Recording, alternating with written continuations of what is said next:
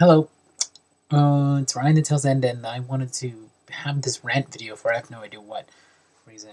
I guess this is the best I've felt in a couple weeks or 3 weeks or something. I feel better, but I'm not better. So, this rant is about YouTube and the way that it's suddenly changed since the beginning. In the beginning, YouTube was a site that people just kind of whispered about, a video site that is not one of the major websites or news sites that you have, and it could be anything from a person going to the zoo and looking at elephants to things like me talking to you right now. The content was original. The content was often stupid and contrived and possibly stolen from other people, but it was a new frontier to the kind of like democratizing effect that the internet has been known to do for the last pretty much decade. I kind of migrated to other things because the way that YouTube used to be was make an interesting or funny video, lots of people watched it, and that was all the fame and fortune and whatever that you had. When we first started doing the YouTube gatherings in 2007, which is 2 years after YouTube started, it was the beginning of the Googleization of YouTube.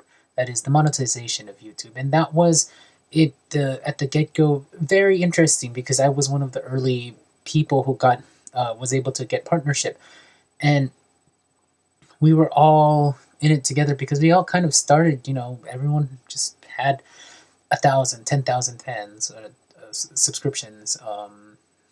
Good things, bad things happened, and we all kind of were in the ship together.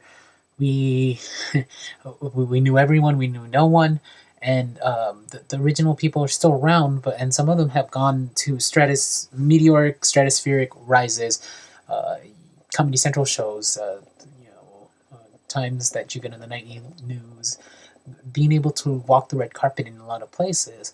But a lot of us have just stayed like what I have been doing, which is stuck in my bedroom, and that's fine with me. I don't even have 2,000 subs, but there's a good 150, 200 people that watch my videos consistently.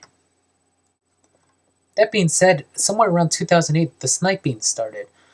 People were saying that people didn't deserve their things. There was allegations, and unfortunately became fruitful, that some people were fake, and some people were, hiring production companies, so-called. I mean, it's not cheating, but it's you get a production company to send out your things for $1,000. You can get millions, if not tens of millions, of views on your videos, and if you have a partnership, then that equates to more than the amount of money that you spent to advertise your videos that some people would say suck, or some people, it became sniping, and the sniping became worse and worse, and people kept saying, oh, these people don't deserve it, and other people say, oh, these people don't deserve it, and it became that way, and it stayed that way through all the way through 2000. I mean, I stopped engaging in 2009 and 10, but now it's 2011, and it's still going on.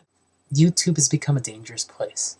It's a place where people can capture anything and put it on to the internet, even if it is edited or wrong, or you capture statements that just are not true, or just are done to inflame people, to make them angry, to demagoguery kind of thing, and it's done lots of great things.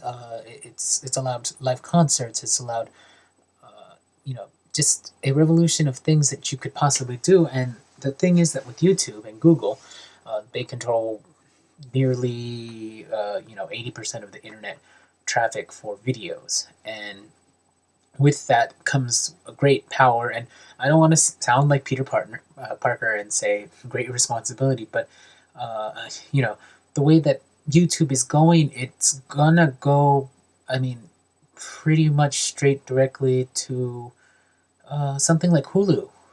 It's going to be a paid service, and people are going to get content from that, and there won't be a community kind of just normal people putting videos showing that they got married, or their kitty, or whatever it may be, your psychological advice, your whatever it may be, and it spreads so unequally that one day all the videos will go somewhere else, and I'm not sure where it could possibly go at this moment because there's so much infrastructure meant and put into YouTube that even though it loses money every month, it is still a very viable place to send a message. And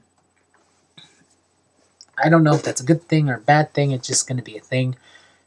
Eventually, people who are creating stuff, people who are creating content, not necessarily me, but other people will go somewhere else.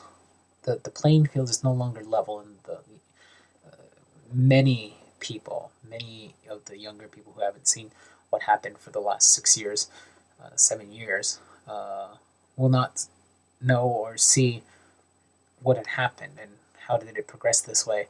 And I'm not saying that let's go back to the battle days where it's slow and it's decapitated and it's a service that's irritating, but there will it happens. It happens all the time with internet and technology. People will follow to go to somewhere because I know it's at its peak. It's very much at its peak right now, and it will go somewhere else. You know, there's so much out there that is in creativity. There's so much out there for people to want to rant, to blog, to do all these things, and the internet is a big, great divider, and YouTube is not in there anymore. So another video site will have to take the slack, and it will become great, and it will fall like all other things on the internet. It will be interesting for a while, and then it will disappear. Who knows where Google is going to be? Who knows where YouTube is going to be? But it looks like they're going to be the dominant players for a while. And I don't like the way that where YouTube had went. And I mean, that's pretty much it. I miss the community. I miss the cheering for each other. The sniping, the accusations of cheating and things like that. I don't like it. People still do it, and maybe it brings in people to watch them because of the drama, but maybe it doesn't help me. And it doesn't help the millions of people on YouTube. Okay, that's all I wanted to say. Still sick. I feel like I'm going to throw up right now. And I'm down to 159 pounds, which is a lot from 250. So there you go. It's Ryan the Tailsend, signing off.